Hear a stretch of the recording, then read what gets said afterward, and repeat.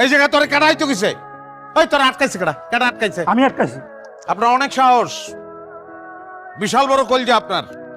আপনি আমার ড্রাইভারে আটকাইছেন, কারণ একটাই, আমি কে এটা আপনি চিনেন না। কিন্তু স্যার কাকে ফোন লাগাবো?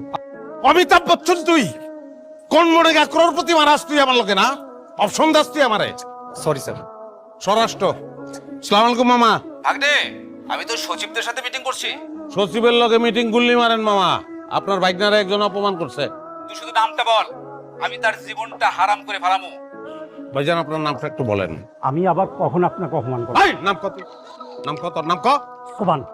তুই খালি ওই তার ঠিকানাটা পাঠা, আমি এখনই ফোর্স পাঠাবো। আমি তার জেল চাই না, বরবাদি চাই। গাড়ির শোরুমে জায়গায় থাকবো না, এটা আমি দেখতে চাই মামা। ভাই আমার ভুল হয়েছে ভাই, ভাই আমাকে ক্ষমা। এই হাত ধরবি না ভাই। আচ্ছা এই- আচ্ছা, এত গাড়ি তোর এই জায়গায়, একটা গাড়ি তুই দিতে পারস না।